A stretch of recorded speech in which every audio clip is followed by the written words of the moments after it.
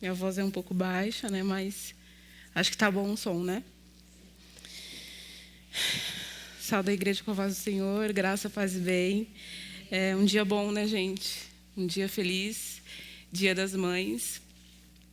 Eu chego muito com uma sensação de colo, né? Dia das Mães, me sinto no colo de Deus, no colo do Pai, e acho que é especial.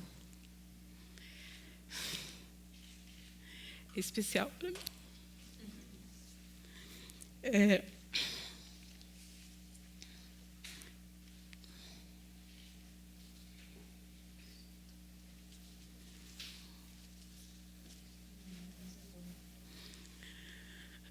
E agradeço esse convite, muito obrigada. Sabia que ia ser um dia muito tocante, muito emocionante para mim.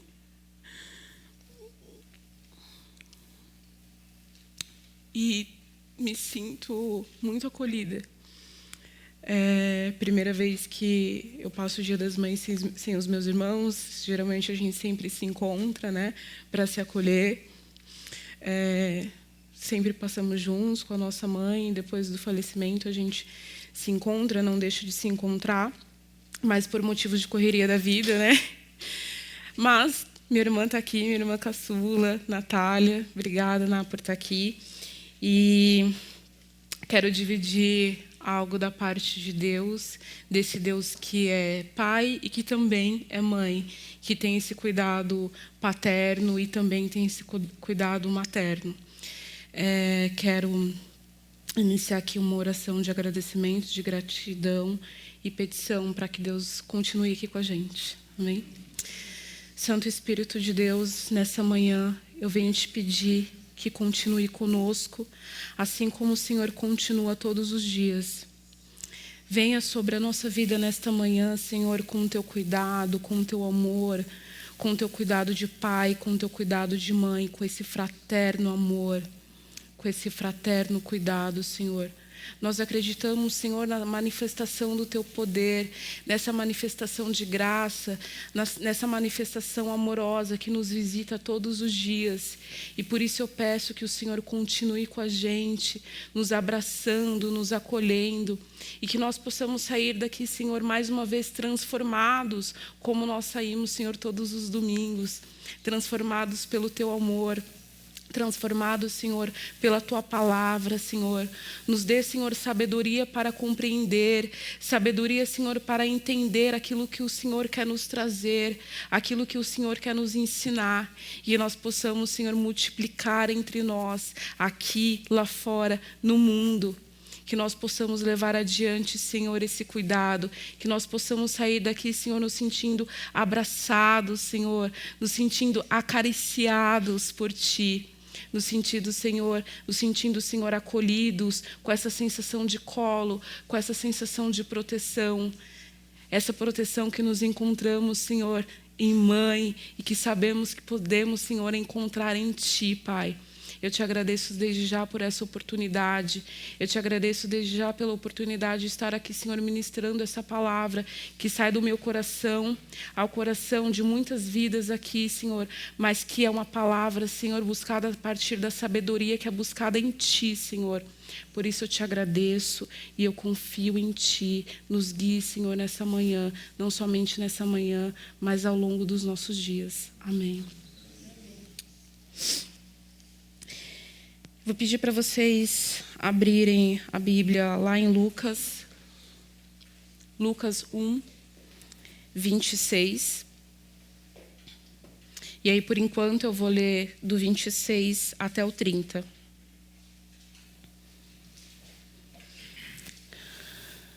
Vou reforçar, dar as boas-vindas também para quem está em casa e pedir para compartilhar essa palavra, compartilhar essa página para que outras pessoas sejam tocadas aí em diversos lugares. Não deixe de compartilhar.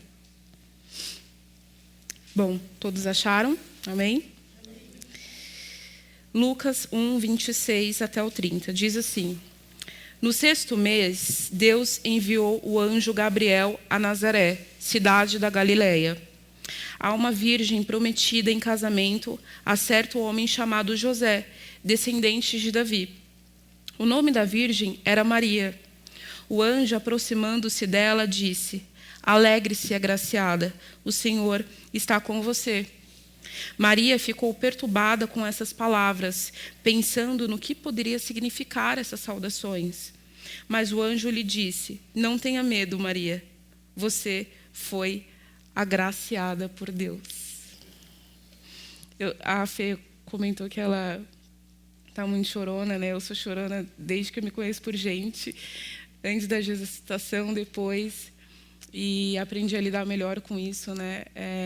Porque fomos ensinados a reprimir nossas emoções, e venho aqui com essa humildade e com esse sentimento genuíno, né? Que é trazer essa palavra com esse recorte materno, né? Sobre maternidade, sobre mãe, e falo do meu lugar enquanto uma mulher que é mãe e de uma mulher que é filha, né? E que não tem mais a mãe em corpo presente, mas ainda tem, né? De maneira ancestral, e a nossa mãe, né? Continua nos guiando. E aí eu lembro de uma experiência ouvindo essa palavra que eu quero compartilhar aqui com vocês, quando Maria recebe essa mensagem, esse anúncio que ela vai gestar e que ela vai gerar um filho. E aqui na palavra a gente pode entender que Maria ela ficou perturbada, né? Em outras palavras, preocupada, talvez ansiosa, com certeza ansiosa, pensando o que poderia ser aquilo. E eu me lembro da minha experiência da minha primeira gestação. Eu tinha 22 aninhos e eu fui em uma igreja de garagem, assim, muito simples, porque a minha mãe ela me levava para orar, para ministrar a palavra nas igrejas. E como ela era uma mulher analfabeta, ela não conseguia ler muito bem a Bíblia, ela me pedia instrução para ler a Bíblia para ela. E aí ela sempre me levava para acompanhar. E eu fui naquele dia, assim, bom, vou acompanhar minha mãe, vou ler uma palavra. E aí já estava acabando lá o culto, aquelas irmãs lá do Reteté, irmãs do Coque, cheia de fogo, cheia de poder, cheia de unção. E uma irmã direcionou a mim e falou: Olha, eu tenho algo da parte de Deus para te falar. Nesse ano que vai entrar, você vai receber um presente. Você vai receber uma bênção. Deus vai te presentear. E eu lembro assim dos meus pensamentos daquele dia. Eu pensei muitas coisas, gente. Apesar, eu fiquei muito em dúvida e pensando que poderia ser. Eu tinha 22 anos, morava com a minha mãe. Eu não tinha, naquele momento, eu já estava estudando, né, fazia faculdade, mas eu não desejava muitas coisas para aquele momento, né? Desejava uma casa, desejava talvez coisas materiais mais para frente, mas eu fiquei pensando, nossa, o que será? E pensei muitas coisas, menos uma criança, gente. E aí eis que no ano seguinte eu descubro a gravidez, a gestação da Bebel, e me lembrei, né, dessa revelação que eu recebi, desse chamado, desse envio da parte de Deus. E sou tocada com essa palavra porque eu me lembrei também de como eu me senti quando eu soube, né, que eu estava grávida, fazendo faculdade, e eu me senti perturbada, como Maria. Realmente perturbada. Eu lembro assim de estar em casa e ficar pensando, eu falei essas palavras, já era. Porque eu estava, né, no curso, no 3º ano de psicologia, e falei, e agora? Né, já era. E senti muito medo e muita aflição, e senti por alguns momentos, talvez alguns dias, no decorrer dos dias isso foi diminuindo, mas por um tempo eu senti uma certa desesperança, porque eu achei, né, a princípio, que eu precisaria interromper a minha graduação. E aí, o Alexandre, eu lembro que a gente estava todo mundo alvoroçado em casa, e o Alexandre pegou e falou assim, calma, a criança tem pai, eu vou cuidar, você não vai precisar, né, abandonar a faculdade. E a minha mãe também falou, filha, calma, a criança tem vó. né? E as minhas irmãs falaram, a criança tem tia, né? E aí que vem aqui o título, que eu já venho com um título assim para esse encontro, que é uma palavra muito conhecida, né, para quem é mãe, ouve muito, que é muito repercutida por aí. Lute como uma mãe. Esse é o título da minha palavra, mas eu não quero ficar só nisso. Lute como uma mãe. Lute como uma mãe, mas lute com uma mãe. Eu acho que nós podemos nos espelhar nas mães, né, em como as mães lutam, porque vamos confessar, né, uma mãe, né, Irã, luta como um leão, luta como ninguém. E nós fomos ensinadas, nós mulheres fomos ensinadas a lutar. Nós lutamos como um leão. Só que muitas vezes lutamos sozinhas.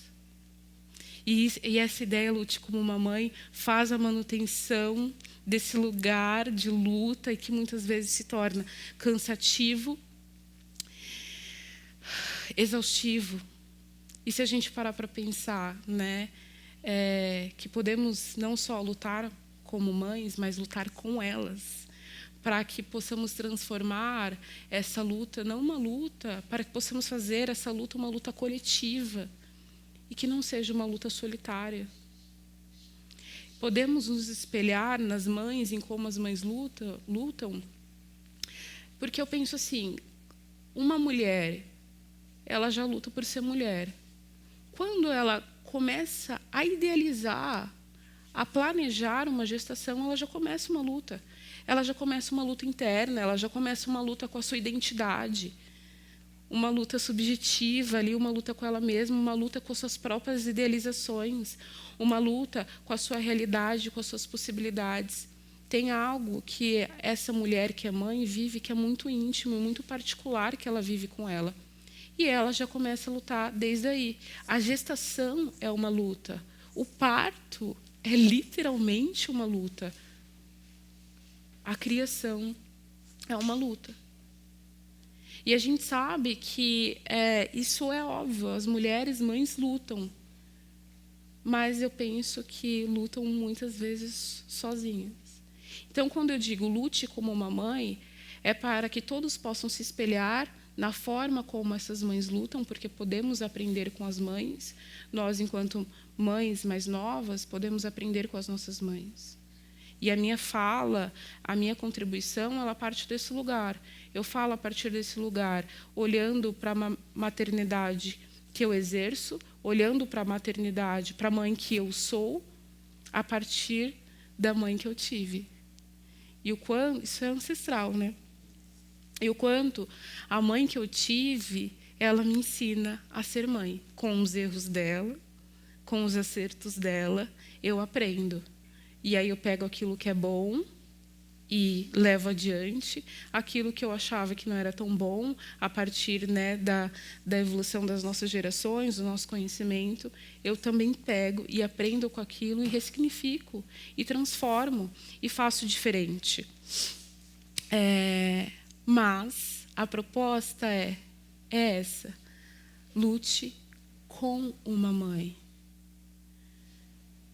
É importante falar na necessidade de lutar com uma mãe, né? Porque eu poderia aqui trazer dados, eu pensei em trazer dados sobre solidão materna, estatísticas, do quanto as mulheres se sentem só, mas às vezes eu tenho a impressão de que quando a gente traz dados, tem um distanciamento. As pessoas ouvem os dados e pensam assim, algumas mulheres foram interrogadas e responderam um questionário e chegaram a esse dado e tem um certo distanciamento. Mas existem mulheres no meio de nós que se sentem só.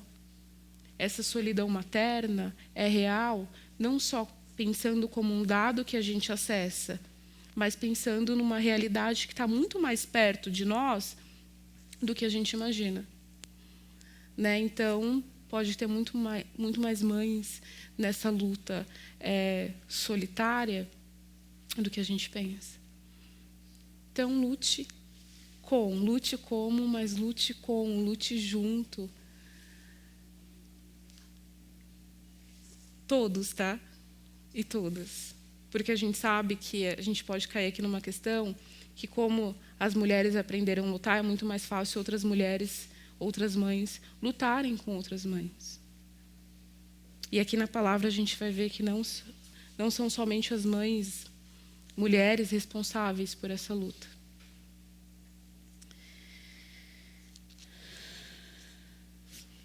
Espero que isso faça sentido para vocês.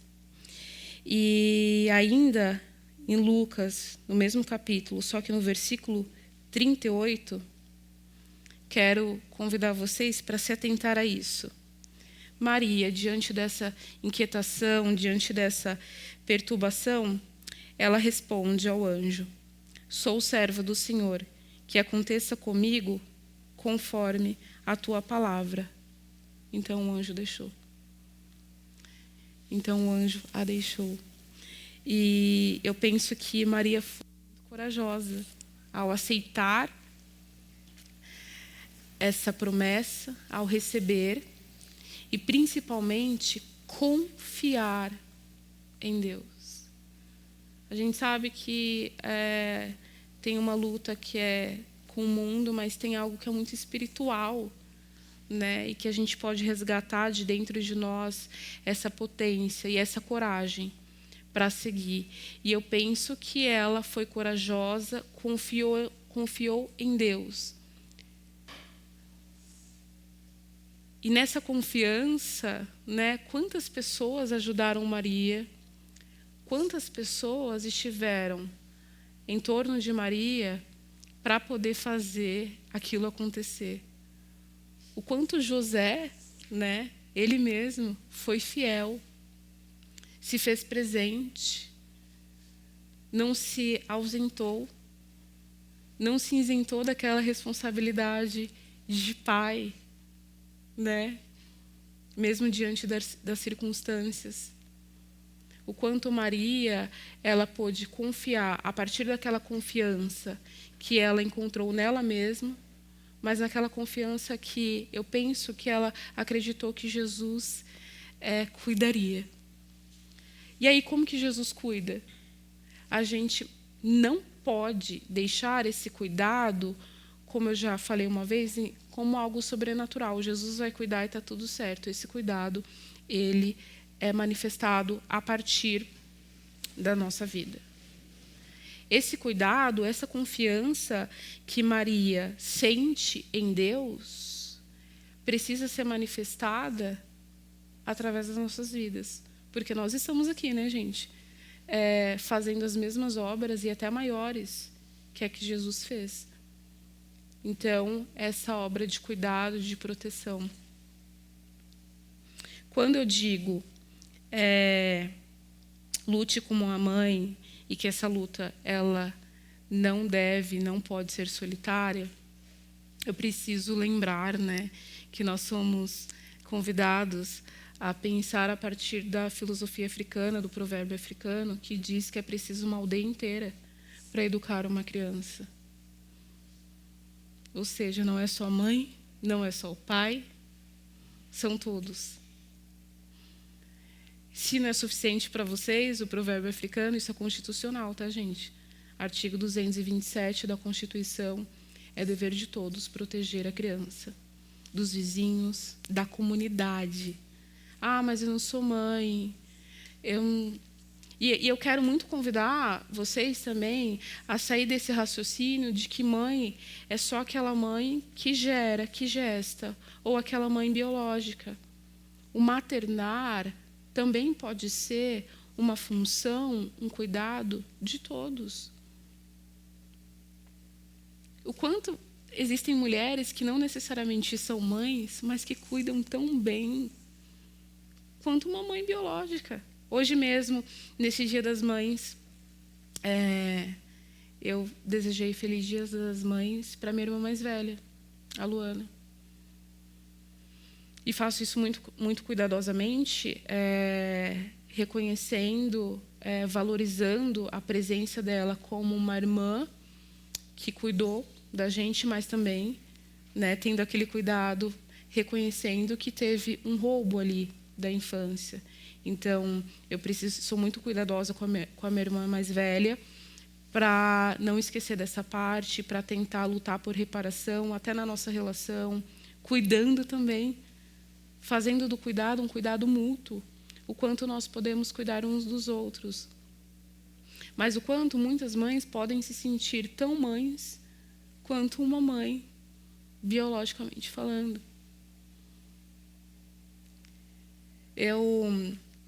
Hoje, nessas felicitações de Dia das Mães, recebi uma mensagem do David, que não pôde vir, e ele me desejou Feliz Dia das Mães, falou: você é guerreira, admiro muito você, mas eu não quero ficar só nesse lugar, né, que geralmente as pessoas ficam, né, de exaltar a mulher como uma mulher guerreira, como uma mulher forte.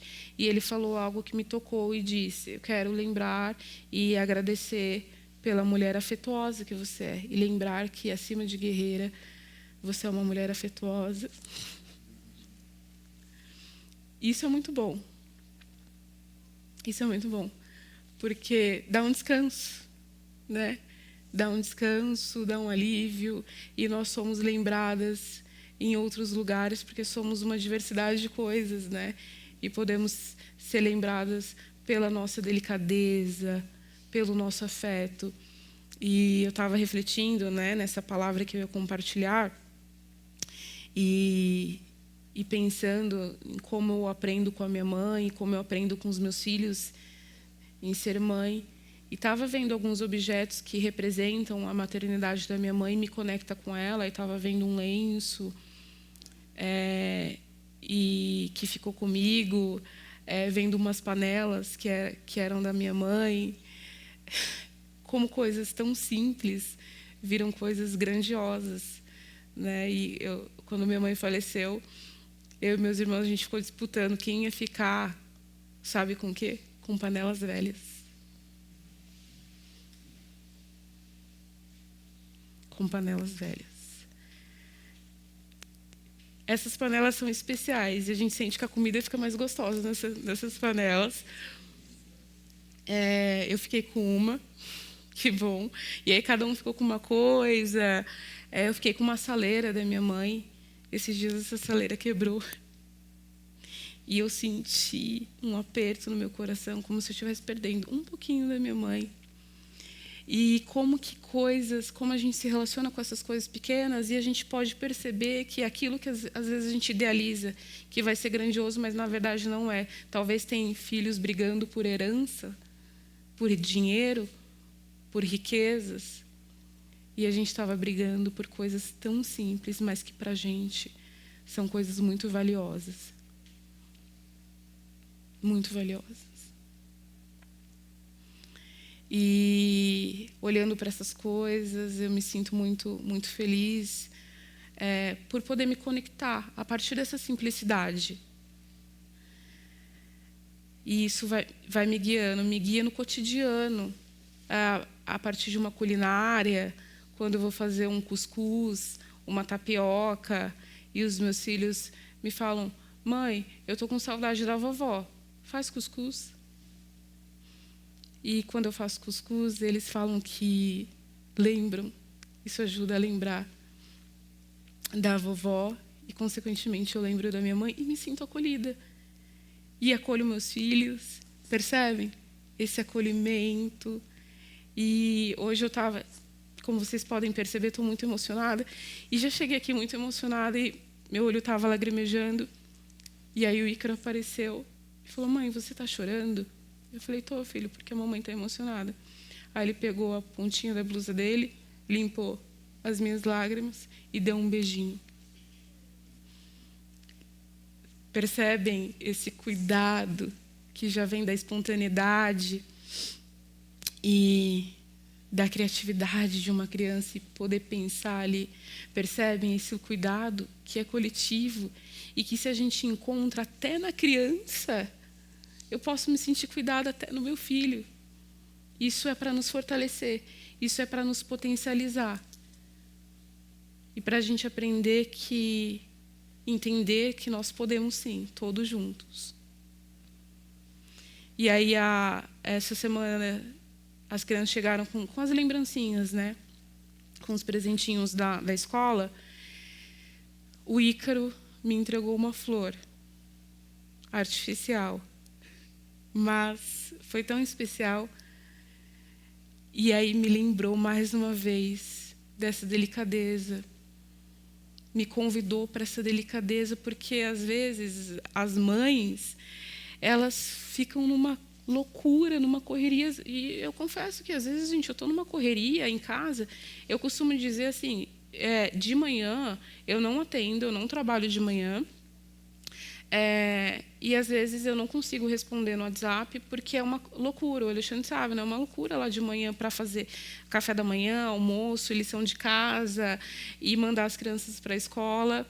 E quando o Ícaro chegou com essa flor, mesmo que artificial, mas veio simbólica a mim e me remeteu à delicadeza e que eu posso ser delicada. E quando a Fê traz essa palavra aqui inicial, compartilhando sobre essa paciência, sobre esse amor de Deus que às vezes nos ajuda a lidar com as nossas emoções, é sobre isso. E vocês conseguem perceber como Deus está nesses pequenos gestos, nesses pequenos afetos, no cotidiano. E eu me coloco muito atenta para, às vezes estou ali correndo, então o Ícaro chegou, me entregou essa flor e eu fiquei olhando assim. Eu sou delicada, obrigada, filho. Me dá um abraço. E aí foi a vez da Isabel. Mãe, agora é minha vez. E aí ela me entregou, que eu achei muito fofo. Veio com um potinho. Mãe, é um potinho, você vai abrir e tem várias mensagens. E aí eu abri. E eram várias mensagens dizendo o que eu representava para ela. Mãe, você é alguém que me escuta. Mãe, você é alguém que faz eu saber o que é família. Mãe, você é quem me dá carinho, que me dá proteção. Essa é a luta de uma mãe, mas não só de uma mãe. Essa é a luta de todos nós. Para que nós possamos representar esse cuidado, esse carinho, esse convite para sermos família. Deus é muito bom. Deus é muito bom no seu cuidado, na sua proteção e nessa graça que se revela de diferentes formas. E eu tenho a sensação de que, pelo menos eu saio assim, eu sempre me coloco numa sensibilidade para entender cada palavra que é compartilhada aqui. Então, quando o Rafa traz as ministrações ou até outras pessoas, eu me coloco, como que eu posso aprender com essa mensagem? E eu sempre saio com a sensação que é sempre uma sementinha, todo domingo é uma sementinha. E a gente tem uma oportunidade muito mais ampla aqui, né? Hoje é um dia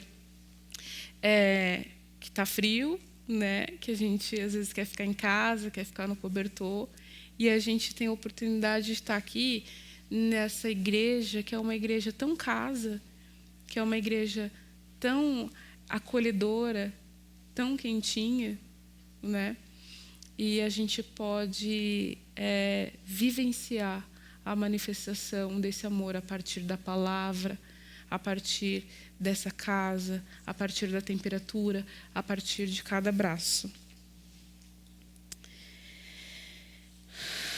Eu quero trazer, ainda nessa mesma conexão, só que lá em João 19, que vai dizer assim: Jesus, vendo ali a sua mãe, e que o discípulo a quem ele amava estava presente, disse assim à sua mãe: Mulher, eis aí o teu filho. Depois disse ao discípulo: Eis aí a tua mãe. E desde aquela hora o discípulo a recebeu em sua casa.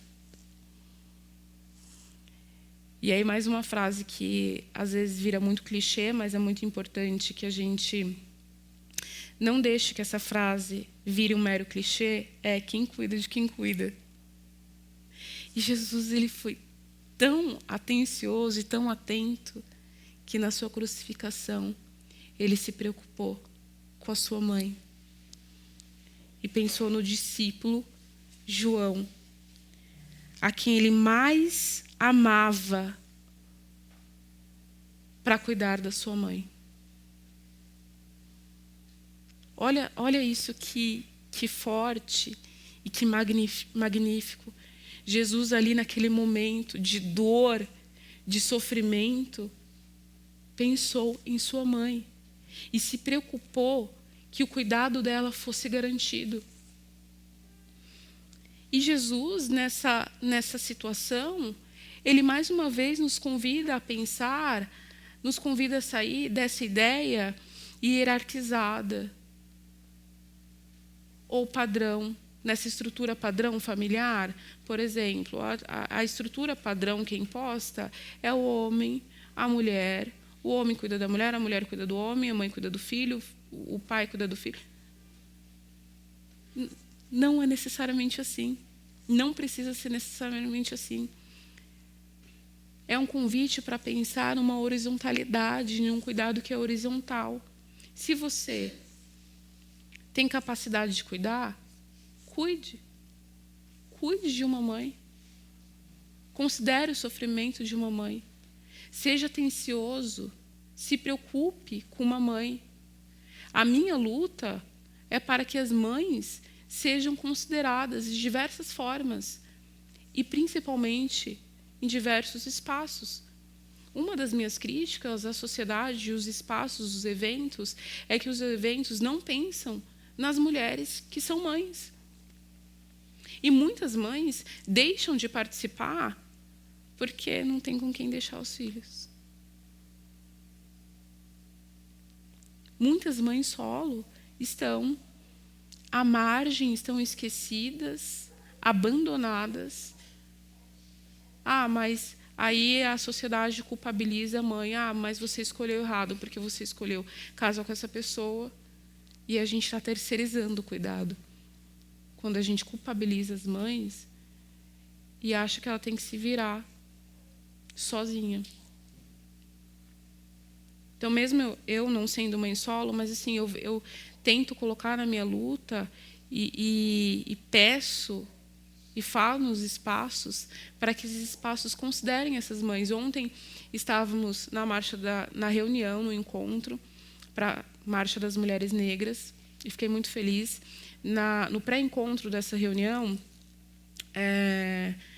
estávamos conversando via Google Meet, e a Nath Henrique, ela trouxe uma fala que dizia o seguinte: eu só quero fazer um pedido. Será que é possível nesse espaço ter um espaço para as crianças, para que as mulheres que são mães possam ir? E eu fiquei muito feliz com aquela atitude da Nath, e falo um pouco disso que eu estou compartilhando aqui com vocês. E a Nath Henrique não é mãe, pensando biologicamente, né? Ela tem um afilhado, ela exerce o cuidado, ela cuida do afilhado dela tão bem como uma mãe cuida, e ama tanto quanto uma mãe ama. E mesmo não sendo uma mãe, biologicamente falando, ela está pensando como uma mãe. E ela está lutando com uma mãe. E foi isso que eu senti. A Nath lutando junto comigo. E a Nath considerando outras mães. E a nossa irmã Alana pôde levar as filhas, pôde estar presente no encontro, porque tinha um espaço para acolher as filhas dela. E aí eu trago esse exemplo para a gente pensar de maneira concreta nisso que eu estou falando. Como que isso é possível? E Jesus, ele quer confiar em você. Jesus, ele quer confiar em todos nós, assim como ele confiou no discípulo para cuidar de sua mãe. Ele quer confiar em mim, ele quer confiar em você. Jesus, ele confia até nas crianças. Nós, adultos, não podemos nos isentar disso. Você aceita que Jesus confie em você? Jesus pode entregar essa confiança a você? Gente, eu quero encerrar esse encontro trazendo mais um poema. Tem me inspirado, né? Eu escrevia há um tempo, quando eu era mais nova. Eu tive contato na sala de leitura. Na época não era biblioteca, a gente chamava de sala de leitura. E a professora levava a gente, eu acho que eu tinha mais ou menos uns 7 anos, 7, 8 anos. E aí eu entrei em contato com os meus primeiros poemas. E eu li os meus primeiros poemas naquela sala de leitura e eu fiquei extremamente apaixonada. E eu olhei para aquilo e eu falei, eu vou escrever poema, bem ousada. Eu vou escrever poema. E eu, desde pequena, escrevia poemas. E eu tinha um caderninho, gente, cheio de poemas. Eu não sei se eu compartilhei isso aqui da outra vez, que eu já tinha mais ou menos uns 18 anos, aí eu fui compartilhar com um amigo do serviço. Eu compartilhei da outra vez? Acho que não. Fui compartilhar com um amigo do trabalho, falei, eu escrevo poemas, eu gosto de escrever. Traz aqui para eu ouvir. E eu levei no dia seguinte. E assim, gente, ele acabou comigo. Ele acabou comigo e falou que os meus poemas eram muito românticos. E, gente, eu caí naquela armadilha de interrupção, de ser interditada nesse lugar de escrevivente, escritora, tá? Que eu estou também sendo usada para falar. E joguei, gente, fora, acredita? Eu lamento muito, mas, nossa, eu fiquei tão mal e eu joguei fora. Lamento, só me cabe lamento, mas anos depois, eu entrei em contato com um curso escrita para mulheres negras. E aí eu resgatei essa possibilidade de voltar a escrever, e aí vou escrevendo aos pouquinhos. E na última contribuição da palavra que eu trouxe, eu fiz um poema especialmente para aquele momento, e fiz mais um poema para esse momento, para essa data, para todos vocês e principalmente para todas as mães.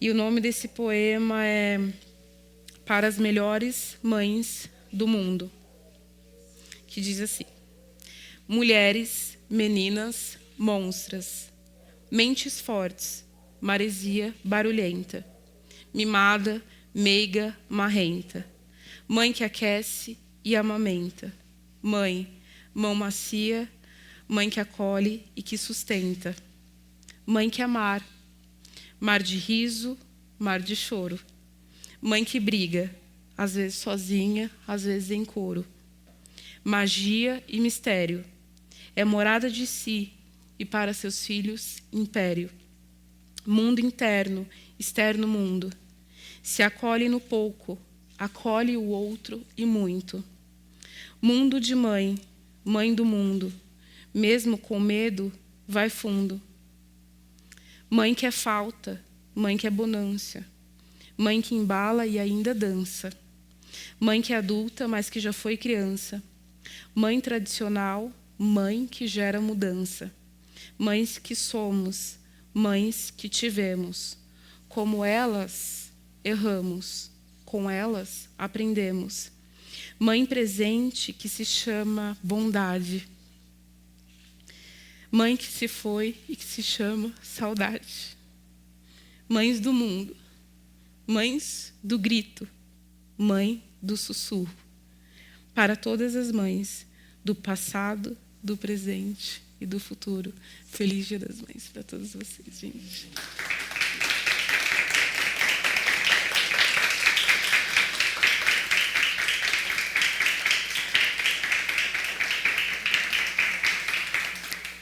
Quero agradecer esse momento.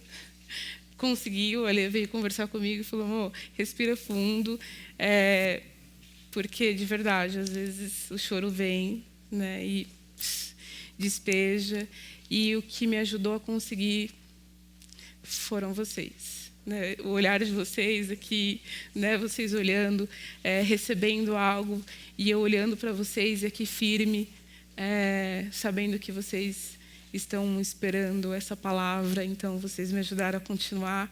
Muito obrigada, estou muito feliz de estar aqui com vocês. Muito obrigada, Ana, por estar aqui nesse dia.